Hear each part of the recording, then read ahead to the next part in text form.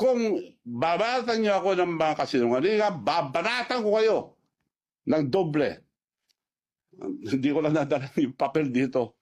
Sa susunod, papakita ko, senator pa lang, ang presidente, may kaso na, yun na pulis, dinemanda na siya, nakademanda siya.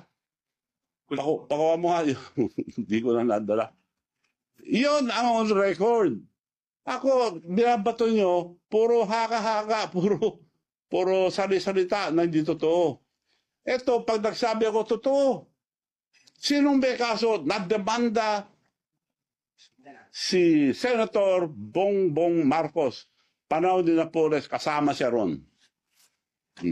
Sabi ko to, hindi ko sinasabi to dahil lang sa kasinungalingan mo, sasabihin ko lang to. Sige, magsinungaling pa kayo. Eto. Bongbong Marcos sued for plunder over pork barrel scam. Ayan ang nakarecord.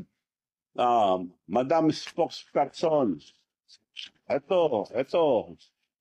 Girl, tingnan mo ito, girl. Ito. Bongbong Marcos sued for plunder.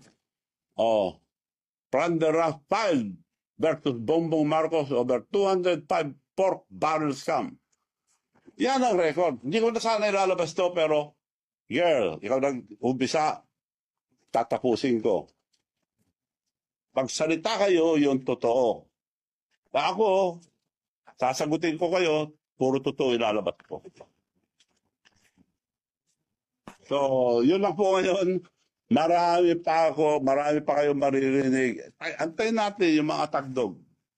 Puro kasinungalingan. Ulitin ko po, kung may katotohanan, yung mga sinasabi nyo sa akin, magpapakulong ako. Hindi ako gagaya yun, nagsisinungaling. So, kontento ka na, girl?